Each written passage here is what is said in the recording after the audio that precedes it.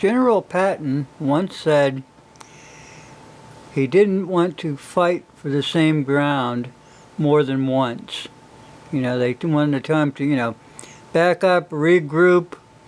Well, then you have to fight over the same damn territory you already had won, but you gave it up. And that's what we fundamentally do in the United States when it comes to trying to focus on something and getting it out of our way. That's why we're still fighting almost every day and every week for about gun control, when the Constitution says that, hey, we have the right to have firearms, and the Congress and the Senate can go pound sand. It's the same with the United Nations. They want your guns. They want to abolish the United States of America and turn it into a one-world government. Now this here is from the Resistor, and I want you to know something about the Resistor. It's written by active duty and retired Special Forces operators. And this has been some time ago. When they first started this thing, it says here, when Army Special told them years ago they were planning to start an underground newspaper, they didn't give it much thought, but their vision was a special political clandestine newsletter that was pro-constitutional, pro-capitalist, anti-United Nations, anti-communist, edited for the military elite units. Okay, that's what this thing was about. Because they were, for a long time, they're trying to discredit the United States Constitution. And they have to do things in secret, so they had to start this thing to bring out in the open what the hell was going on in our country. And it says right here, and I'll zoom it in so that you see. The United Nations is the greatest fraud in all history. Its purpose is to destroy the United States. Now, I said before that the United Nations is a Trojan horse. It was given to us by rich, powerful men under the guise of peace, so they could take over the United States without firing a shot. Just make laws and make us submit to those laws. Okay, and this is by Lieutenant Bud Farrell, United States Army Air Force, retired. When I was flying as a young officer and jet fighter in missions over the Korean conflict, unknowingly under the command of a Soviet general of the United Nations Security Council, I would have never understood how the enemy knew so much about us. It's broadcast so much daily over the communist radio station in North Korea. Our wives' names, children's names, squadron commander name, all this stuff. All the military operations had to be forwarded by radio to the Soviet commander of the United Nations Security Council at the United Nations building in New York City for approval before our forces went into action against the North Koreans and Red Chinese. The Soviet commander of the United Nations Security Council delayed the battle plans until he used the radios in the United Nations building in New York to relay all of our battle planning information to Moscow, North Korea, and Red China. Then the enemy contacted and relayed these same battle plans to their communist forces in the field. The enemy knew where they were moving from one area and where they were going to attack, and our smaller forces, fighting forces, would be up against the wall beforehand. So anyway, later, so they always knew everything about us within 24 hours' time. I later found out the same form of treason was used against our forces in Vietnam. All information regarding every battle plan in Vietnam was given to the North Vietnamese advisors and Viet Cong troops in the field during the entire war. The enemy knew about our move at all times. Our troops were like sheep being led to the slaughter both in Korea and Vietnam. Like blind fools, we sent our combat plans to the enemy for approval. There was a standing joke among fighter pilots that Moscow had a file on each and every one of us, and they knew what was going on before we did. Every mission, every movement was compromised. General Walt, former commander of the United States Marine Corps, reflected upon this information in his book that was written in the early 1980s. This was never allowed to appear in any bookstore in the United States. During the Korean-Vietnam conflict, thousands of fighting men were mentally and physically incapable because of this treason. To this day, the Soviets or someone from their satellite countries are the only ones who can command the United Nations World Police Force. Each and every one of us that served in Korea and Vietnam served under the total command of a Soviet general. Here are the names and the dates they served as Undersecretary of the Special Council of the United Nations. Okay, now we'll get down here to the names of these people, so you know what's going on. This didn't happen by chance. Okay, 46 to 49.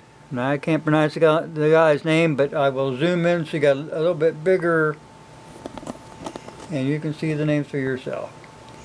49 to 53. 53 to 54.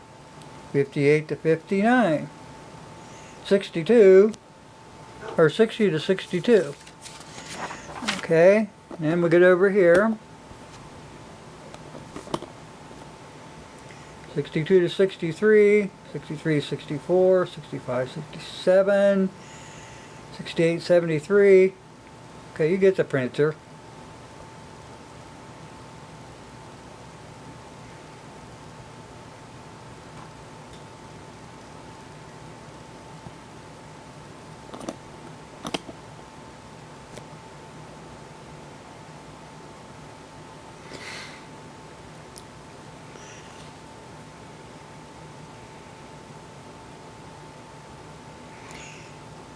Yeah, the same general took a leave of absence from the United Nations job and was placed by the Soviet Union Red Chinese in command of all Chinese Communist troops movement across the 38th parallel. Okay? Okay. This general received all of his troop movements from the United Nations forces from Korea. Harry Truman goofed up. He had General MacArthur up against the wall. He was the supreme commander of the United Nations forces in Korea, and they wanted to bomb the bridges, and the president said no. And anyway, Truman said the Soviet general in charge of the United Nations totally handcuffed MacArthur in all instances. He was only in command of the fighting forces in Korea, not in command of the United Nations position as Undersecretary of the Security Council. A Soviet general held this position of power and authority over MacArthur and all United Nations forces in Korea. The same was true for Vietnam. Now, when General MacArthur woke up to the treason of President Truman and the Soviets in the United Nations, he executed one of the greatest military performances ever ventured in modern warfare. A dangerous but magnificent military engagement in sea landing at Chong in September 15, 1950 enabled his military forces to slaughter the communist forces, destroy their massive supply dumps, and put Red Chinese, North Korea, and their Soviet advisors on the run. MacArthur never asked permission from the United Nations Security Council to perform this secret military operation. MacArthur had hand-picked close and loyal military officers in doing so, and they kept a tight lid on the entire operations. Originally, our forces were to never win any battles as planned by the Soviet generals in the United Nations. But MacArthur realized the treason and took positive action, not only to save the lives of the fighting forces and destroy the enemy and their supply dumps, but by creating this turning point in the Korean War for his success. So, because of his positive action, MacArthur was relieved of his command of the United Nations fighting forces in Korea by the treasonous President Harry Truman. Yeah.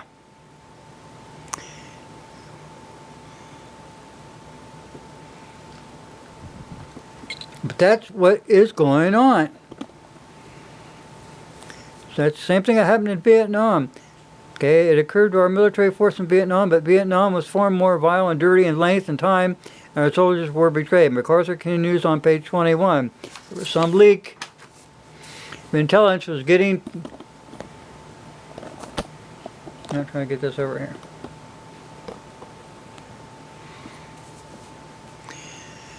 Yeah, they couldn't find out where all these leaks were coming from.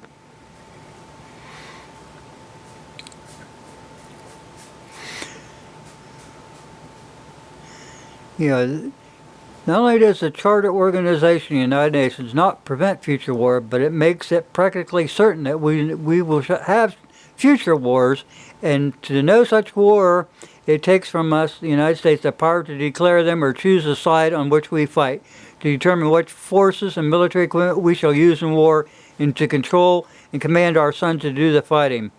Planned wars by international corporate socialist money barons within the United States and throughout the world brings great profit to the majority of banks and war manufacturing plants that they continue to own across the United States. These people got filthy rich on 20 pieces of silver for the lives lost and those wounded by our soldiers in Korea and Vietnam. By now you should have come to realize that we were so many restrictions on our soldiers during combat in Korea and Vietnam that we were not allowed to win. We weren't allowed to bomb certain targets. We weren't allowed to really do anything in a positive manner to destroy the enemy.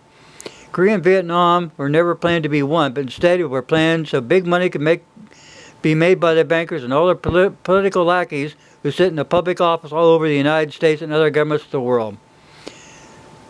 The Vietnam conflict was also allowed to continue to weaken the resistance of Americans against any type of war or fight against any communism.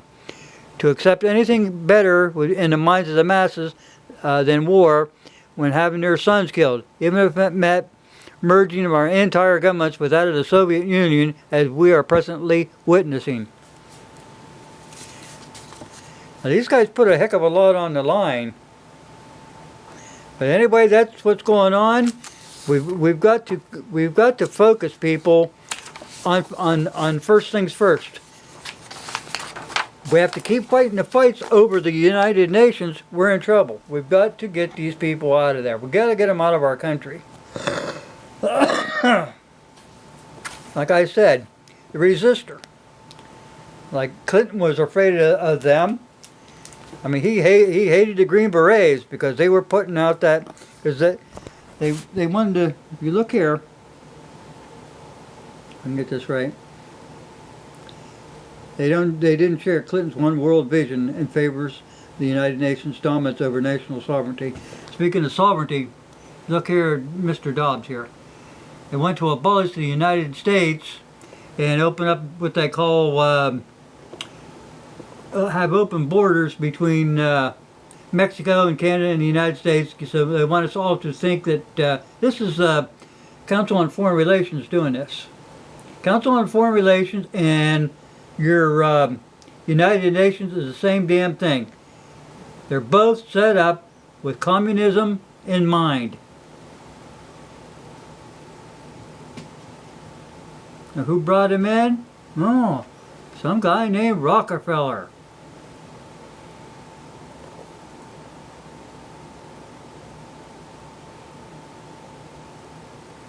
They don't want us to focus on the defense of our own borders, but rather create what effectively would be a common border that includes Mexico and Canada. Now this was 2005.